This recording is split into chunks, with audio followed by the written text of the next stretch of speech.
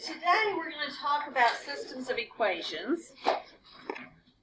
And what a system of equation is when you have two or more equations, and to solve a system, we are looking for the point or points that the two or more graphs have in common, what they share, where they intersect each other. So first we're going to look at linear systems, and then we'll look at some nonlinear systems. So if I had two linear equations, you've done this before, this is total review, and we were going to find out where these two lines crossed or intersected each other. There are three methods that you've used before. What are they? We could graph them and just see where they cross. What's another method that you've used? Wait, isn't it the thing where you make it so one of them cancels out? Yep, what's that called? Substitution. That's one method, substitution, and what Lily's talking about is? Math. Starts with an E. Elimination. Elimination. Okay, so you know three methods already of doing this. She cheated. Graphing, substitution, and elimination. She used her resources. So by the end of next week, you will know two more methods, so that you will have a total of 5 methods for solving these. Okay, this is called a 2-by-2 system of equations because I have 2 equations and 2 variables. So let's just do a quick review. We're going to graph some, do some substitution, do some elimination, then we'll look at some nonlinear ones. Okay, starting with number 1. If I'm going to graph these, they are lines because nothing is squared, right? I have an x and a y, neither variable is squared. How would I go about graphing them? What would I have to do first? Set them in y equals mx plus b form. So what do we call that? Slope-intercept form. Okay, so let's do that with the first equation. How many of you would leave y on the left? I think most of you would. Okay, so I will do the same. So I'll get negative y equals negative 3x minus 5. Okay, but then I have to divide everything by negative 1. And I would get y equals 3x plus 5. Okay, the second equation is a little bit easier because all I have to do is subtract 4x.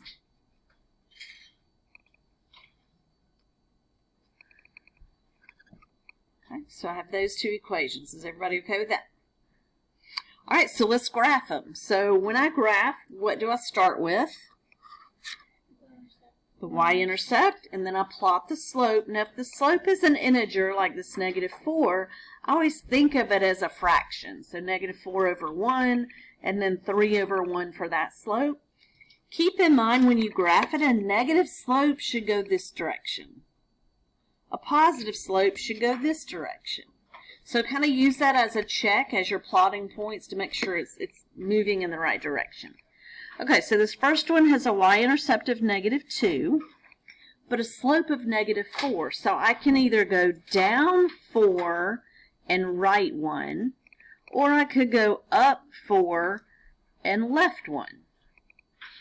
Either way, I end up with a line that's slanted the way a negative slope should slant.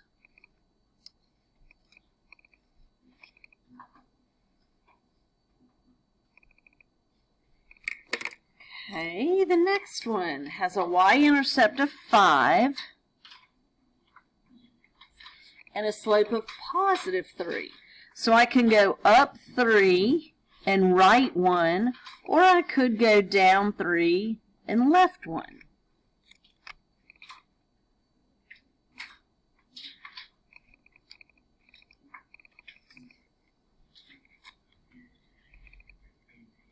And do these lines have a point of intersection? Yes. And what is that point? Negative 1, 2. So we call negative 1, 2 the solution to that set of equations, or system of equations. Okay, who has a question on that one? Mine did not cross. I think I plotted mine on there. Okay, if they're not crossing, then something definitely went wrong. Did you have these two slopes, -4, -3? You might have just miscounted them on one of them. Because what's going to happen with the slopes if they don't cross? If lines don't cross, what's going to be true about their slopes? They'll be the same. So I'm thinking that maybe you plotted them the same. Did you find your mistake? I see you erasing. All right. Does anyone else have a mistake and they're not sure what went wrong? Is the answer the point, or is it just that? Yes, the answer is the point. So when it says to solve it, we're looking for the point or points that they have in common. In other words, where they cross or intersect. So will we do these with whatever equations that aren't just lines? Like will we do them with parabolas and stuff? We are going to do some in a minute. All these right here are lines, though. Okay, so let's look at the next one. Let's take this top equation, solve it for y.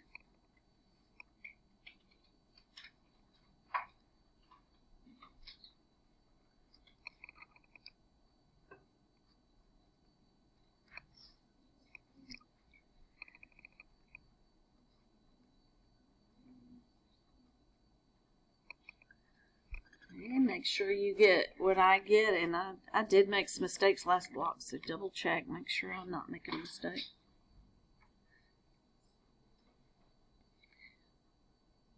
Is everybody okay with y equals 1/2 x minus 4? Okay, look at the second equation. There is no y in the equation, so I cannot put it in slope-intercept form. Can't solve for y if it's not there. What kind of line is x equals -6? Vertical line.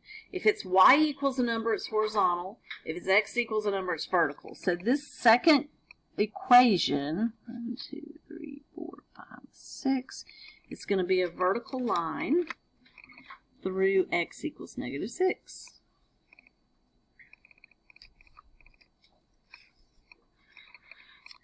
And then the first equation we'll graph like we just did the other two to the left. We'll start with our y-intercept and then plot the slope.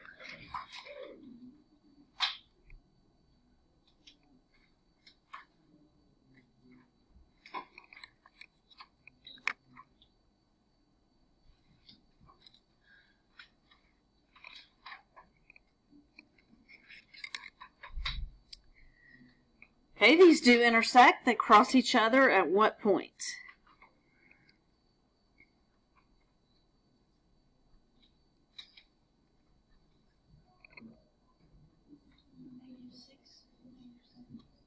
-6, -7. Everybody agree? When would graphing not be very accurate? What? When it's like decimals. Yeah. What if this thing crossed at 1/6, 23/35? Like, there's no way you're ever going to get that answer from graphing.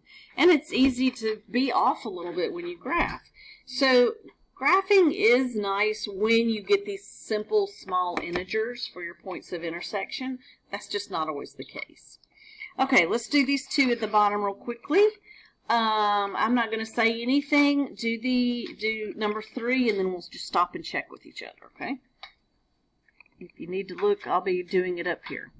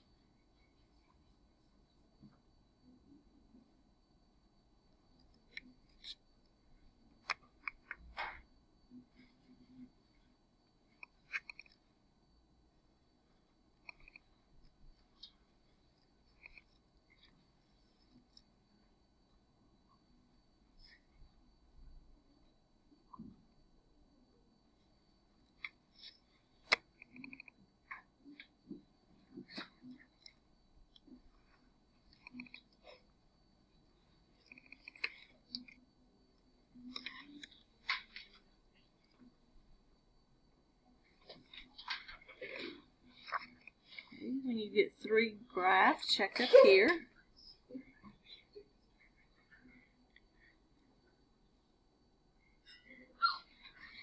Do these lines cross or intersect? No. And I knew that before I even graphed them because they had the same slope but different y-intercepts, right? So they're going to run like railroad tracks. They both have a slope of 1, but they're starting at a different point on the y-axis. So what is our solution? No solution.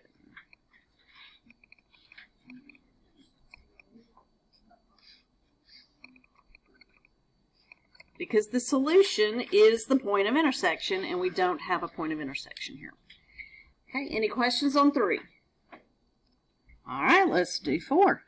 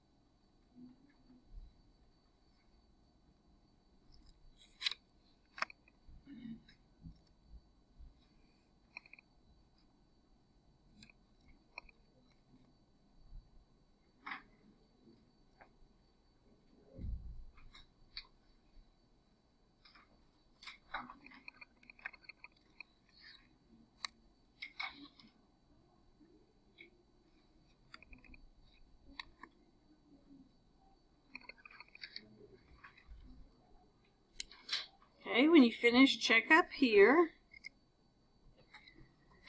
I only have 1 line to graph, really, and I actually graphed both. I know you can't tell from there, but there's a maroon and a green line, but they're the same line. Because I got the same equation, so do those 2 equations intersect? Yes, at every point on the line. So what is our solution? Not all real numbers, and let me come back to that. We just usually say there are infinite solutions. And it can't be all real numbers because let's take the order pair 0, 0. That's not a solution. So I can't say any point works, but any point on the line. And often, sometimes what they'll say is infinite solutions such that y equals negative 2/3 x plus 3. So it just says any order pair that works for that equation is our solution. Okay. All right, how are we on those? Good? Okay, so let's do a little, we're going to do 2 substitution and 2 eliminations. How many of you remember that you just prefer substitution over elimination? Okay, well, we'll do some and then maybe you'll remember. I tend to use both methods, but there are certain situations that I use them in. So I'll tell you what I usually do. No, we're not doing all of it.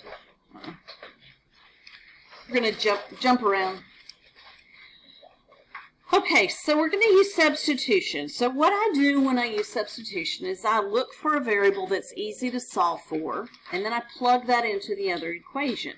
Now, y'all, when you do substitution, look for what is easy. If I were doing this problem here with substitution, there's only one variable I would solve for, and that's this first x. Okay, I would not solve for this y because I would have to divide everything by 5, and it's going to lead to messy fractions. Can you see that? Like, I don't want to deal with 13/5 if I don't have to. Okay, second equation, I wouldn't solve for either one of those because I'd have to divide everything by 7, messy fractions. Divide everything by 8, messy fractions. But if I divide by that x, it has a coefficient of 1, I will not have any fractions. So if you are using substitution, look for the easiest thing to solve for. Now there's not always a variable with 1, but there often is. And if there is, go for that. So I'm going to solve this for x, because I don't have to divide by anything, and I have no fractions to deal with. Okay, so substitution, we take this thing that we got, and we plug it into the other equation in the place of that variable. So now this equation becomes -7 in the place of x, 5y plus 13, plus 8y equals -10. Okay, so what I accomplished is I now have an equation with just one variable, and I can find that variable.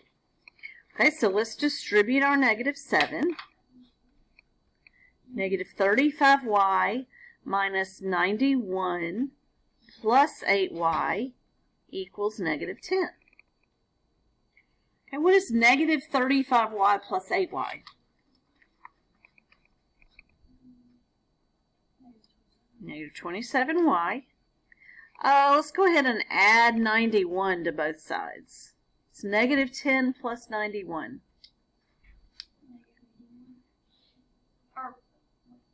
Positive 81? Y'all with me? I did two things in one step there. Combined the y's and added 91 to both sides. Then I'm going to divide by -27. And y equals -3. Okay, where should I plug -3 in to find x? I can use the first equation, but look, that's the easiest place, right there. Because it's already set up x equals, so yes, you can go to the first equation, you can go to the second equation, but I always go back to this, because it's just less work.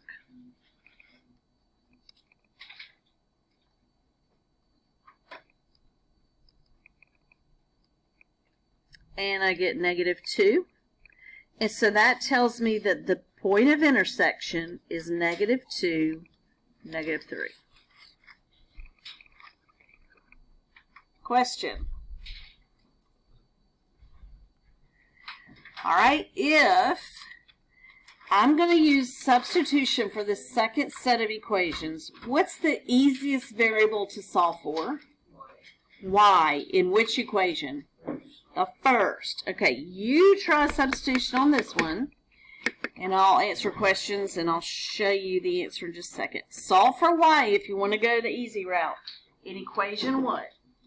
Okay. Okay, what did you get for this solution? I got 186, but apparently there's no solution. No solution. Okay, so if you did solve for y in the top equation, you got y equals 2x minus 16. And then you sub it into the other equation. And then you got 5 equals -96. Well, that is not true. All the variables canceled out, right? If that's not true, that's telling us that there's no solution. What if I got 5 equals 5? Then it would be infinite. If it's a true statement, no variable, it's infinite solutions. No variables, not a true statement, no solution. Okay, any questions on that? Okay, so what I did, I added 96 to 5. Okay, so then you got 101 equals 0. No, I still have the 12x. Oh, you shouldn't have, because if you subtract 12x from both sides, those are 0 on both sides. So, I thought, yeah, that's what. Okay. All right, any other questions or comments on that one? Yeah, let me. Okay. All right. Next, we're going to do some elimination. So move on to that next page. Need to see it again? Okay. There we, oops, that's not it. There it is. Mm-hmm.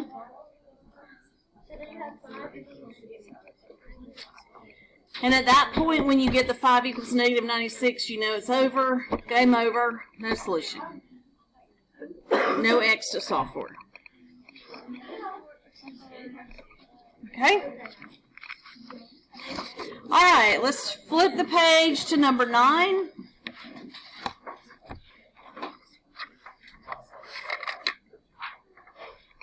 Okay, so elimination and substitution are really good methods, especially if the answers are not integers, because you're going to get the exact answer. If x is 1/6, that's what you're going to get with substitution and elimination. Graphing, you're probably not going to guess that that point had an x of 1/6. So these both accomplish the same thing. They'll get us an exact answer, just using a different method. So with elimination, a quick refresher, you've got to have your x's lined up, your y's lined up, your equals lined up, and your constants lined up.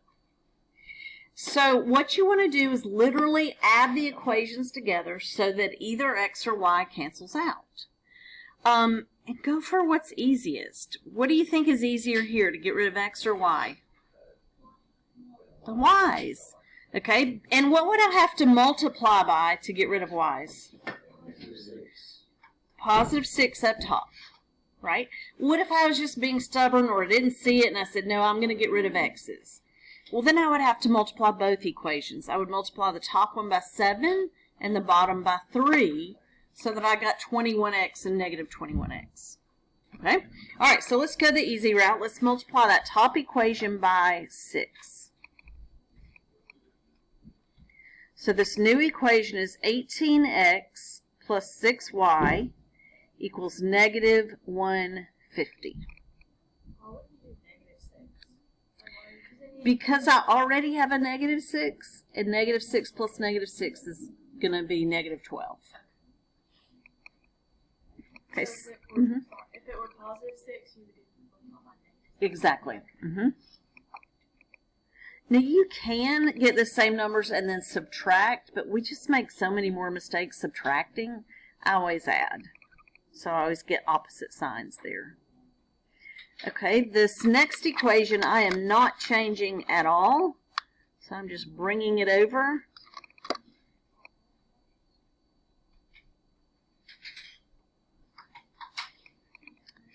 And then I'm going to just vertically add everything up.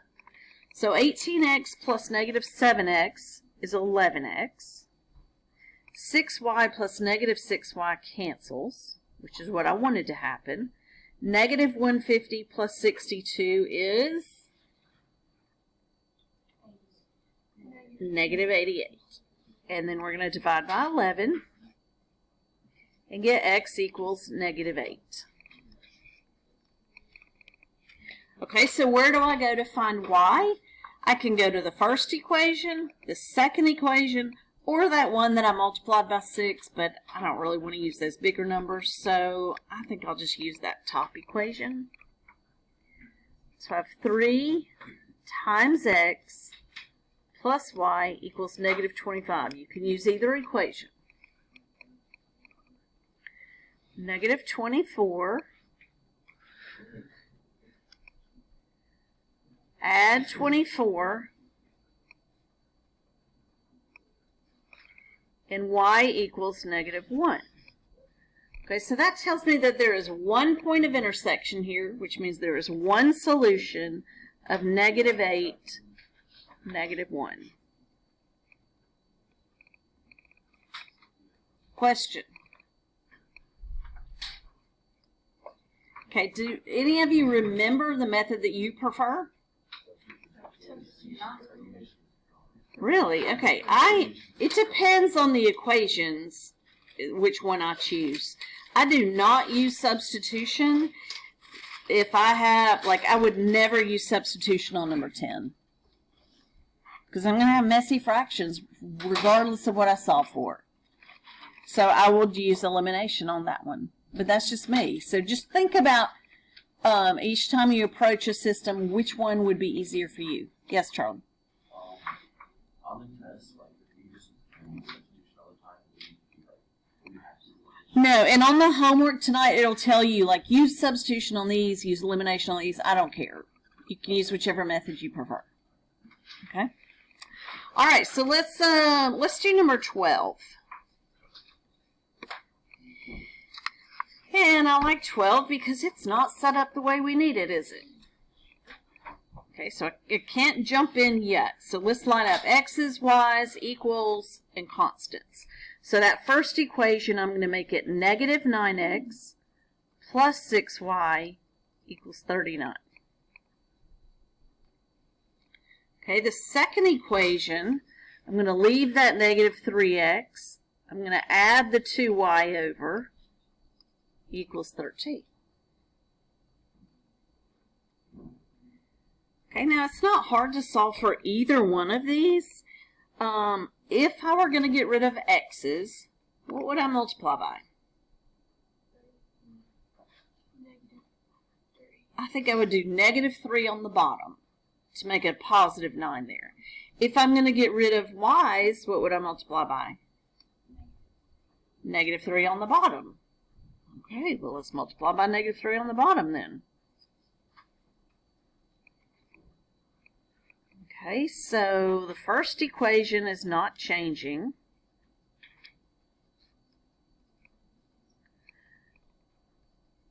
(9x minus 6y equals negative 39. Oh, wow. What happened? It all canceled. So what do I have on the left? 0. On the right? 0. No variable is left, but 0 is equal to 0. So what is my solution? Infinite solutions. Wait, so where did you get the negative 3 from? Because I knew that if I wanted to get rid of x's, I would want this to be a positive 9 here. And so that means I need a negative 3. Or if I wanted to get rid of y's, this needs to be a negative 6, so I need to multiply by negative 3. Any other questions? Okay, for today we're going to skip the word problems. We're going to try to do a few tomorrow. But move on to this page. Okay, so these are nonlinear systems, meaning not lines. Now, some of them do have a line in them, but there's something else that's not a line. We're going to do 2 where we graph, and then we'll do a couple with substitution. Okay, this first equation, what will that be if I graph it? Parabola. How do I know? Only x is squared. The second equation, what will that be when I graph it? A line. So I have a parabola and a line. Now, a parabola and a line may not intersect at all. They may intersect at one point, or they could intersect at 2 points. Okay, so I have all those possibilities. So we're going to use technology to help us graph a little bit quicker. Okay, grab that little calculator. Now the line, we know we can do that quickly. We don't need the calculator. But this one, let's go to that table and type in x squared plus 8x plus 13. And we're going to let the calculator get some order pairs for us, maybe a little quicker than we could do it in our head. Those are really big and I don't need those. So let's scroll around till we get some points that I can actually plot. Okay. There we go. Now I know it's a parabola, so let's plot enough points until we can kind of see what the parabola looks like.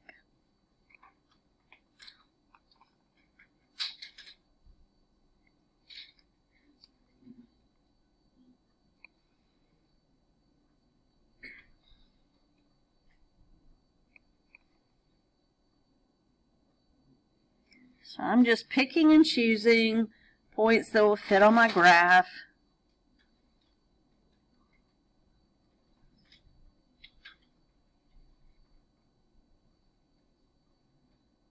And once I see that that parabola has turned, I know I'm close to having enough points here.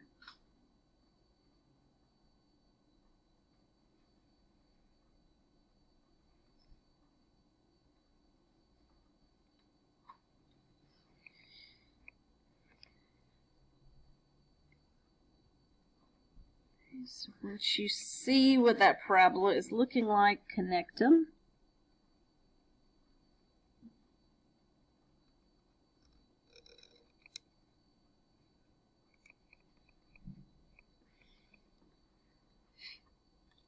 Okay, and then to graph that line, I'm just going to use my slope-intercept method. So I'm going to go to a y-intercept of 8 and use my slope of 2.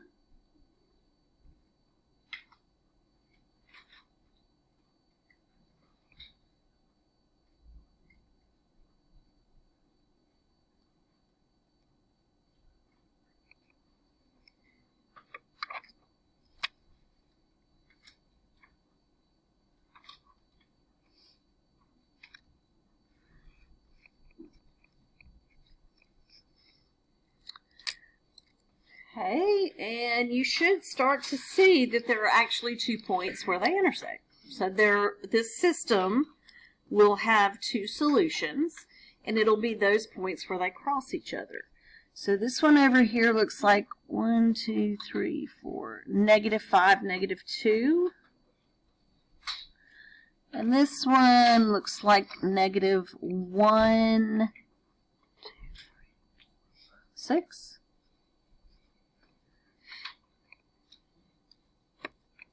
So those are the 2 solutions.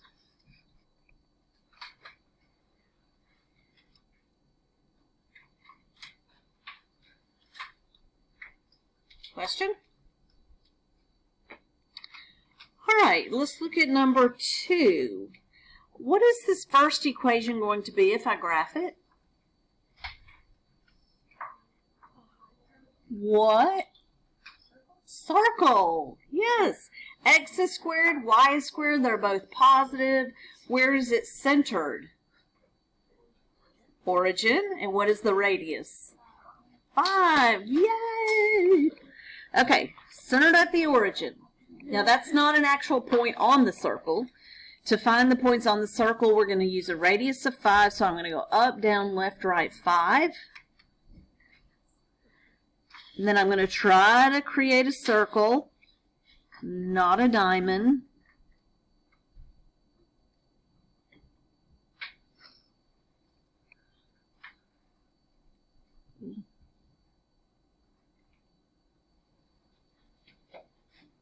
Now, this is a situation where using graphing is probably not going to be terribly accurate because it's hard to graph an exact perfect circle. Clearly mine's a little lopsided. Maybe yours is better. All right, second equation. What's that going to be when I graph it? Come on, y'all are 2 for 2. Parabola. Yes. And since y is squared, it will be a sideways parabola. Oh. How do I type this in the calculator to get points? Take the square root, because I can't type in y squared. All right, I'm going to put that plus or minus in front.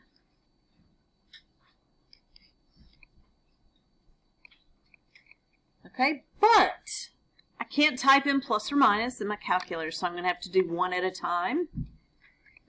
So I'm going to go to the table and type in just square root 8x minus 8. And then we'll come back and do the negative square root in just a minute.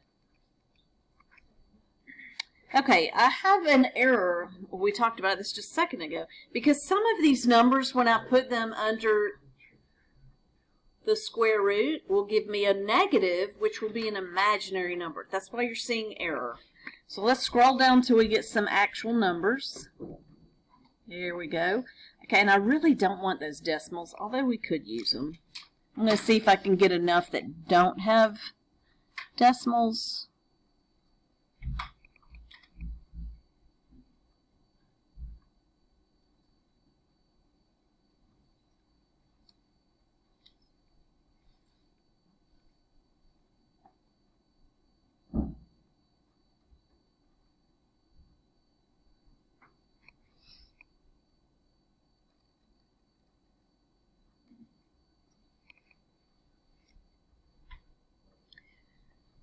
Okay, then once I get those few points there, I'm going to go back to table and just insert a negative in front of that. Get some more points.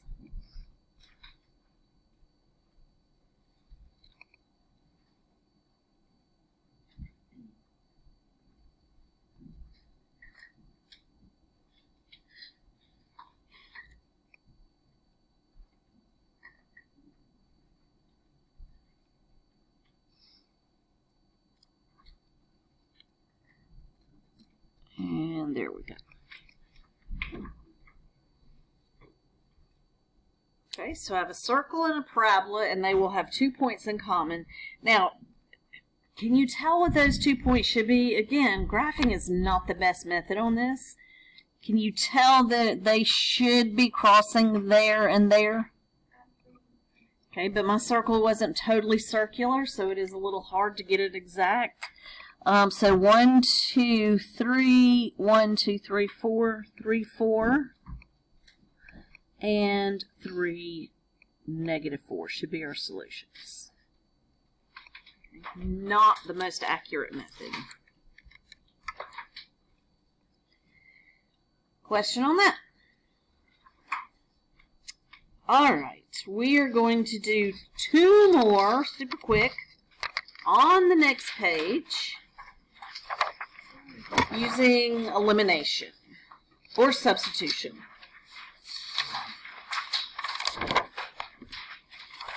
So using algebraic methods instead of graphing.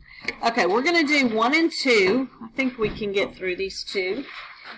These to me are faster than graphing because I don't have to really think about what they are. I just have to worry about solving. Now, the reason we're going to do these 2 today, since we're running short on time, they're already solved for y. This will be a parabola. I know that because of the x squared. This will be a line. But if this is what y equals here, then I can take that and sub it in the place of y in the other equation. So I'm just using substitution. So I have x squared plus x minus 2 equals 1 minus x. Okay, so I got rid of y. I only have x's, so I should be able to solve. How am I going to proceed from here?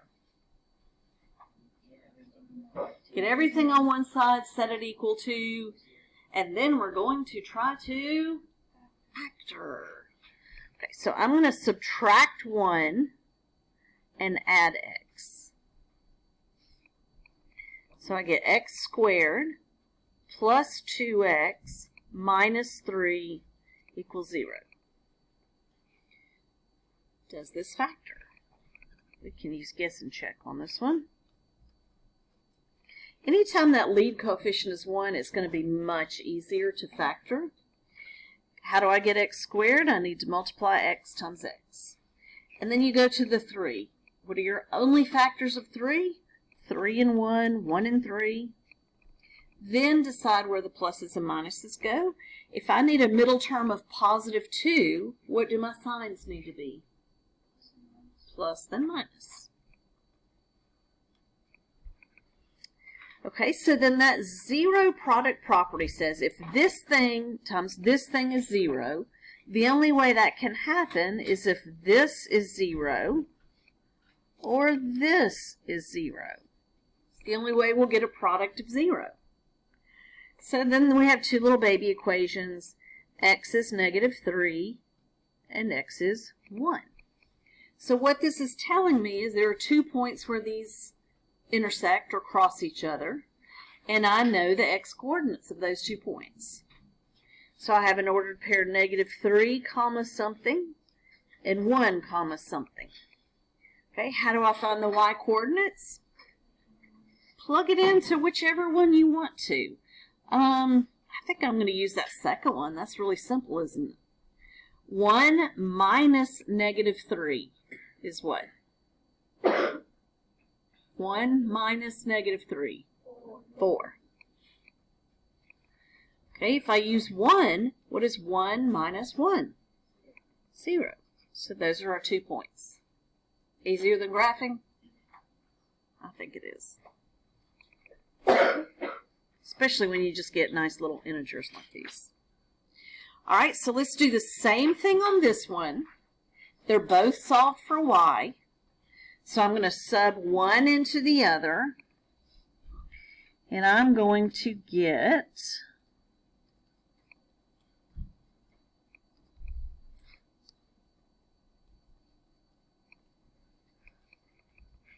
that. Okay, it's still a quadratic equation because I only have x squared. That's the highest degree. So I'm going to set it equal to 0, get everything on one side.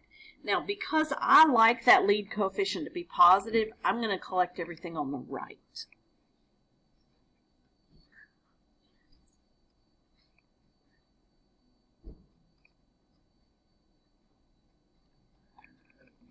Okay, see if you get this when you're done, moving everything around. And then if you just really prefer the variables to be on the left, then just flip-flop everything. You don't have to, but some people just prefer it that way. Okay, I'm going to factor. X times x gives me x squared. The only factors of 1 are 1 and 1. What do my signs need to be to get 2x in the middle? Positive and positive. Those are identical, aren't they? I don't need to set them both equal to 0. Just set one equal to 0 and x equals -1. So that tells me that these two parabolas intersect at only one point. And at that point, the x coordinate is -1. So I'm going to take -1, plug it into either one of these, and tell me what you get for y.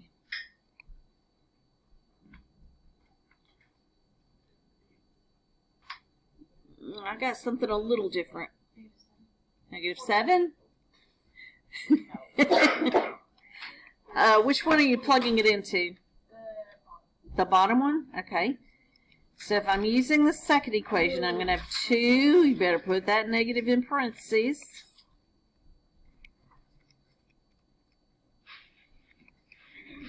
There we go. -7. Oh, wait. I put the -4 in parentheses at the end. Can you not do that? You can say plus -4. Oh, wait, you're not multiplying it? It's just a -4. Yeah. Okay?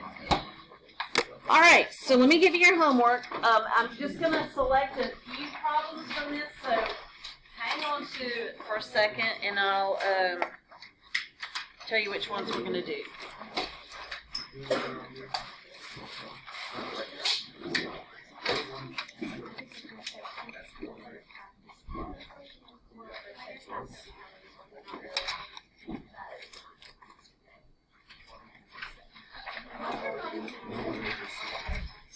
Okay, first thing I want you to do is go to the back page and tear it off. You can throw it away.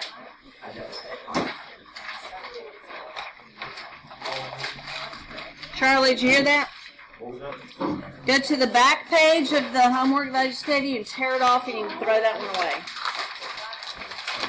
That did not need to get on there.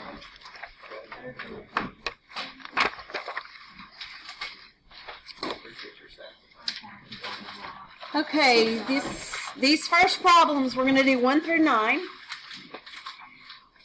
When it tells you to use substitution, if you prefer elimination, use elimination. So at the bottom, you can use what it's asking for or choose the one that you prefer. Try to use both, though. Try to look at it and see, okay, which one would be easier for this? And maybe don't use the same method every single time. Kind of switch it up, maybe. Okay, then on the next page, we are doing 1, 5, and 6. Okay, so you had 1 through 9, then just 1, 5, and 6. Okay? And tomorrow we'll try to pick up some of those word problems, maybe.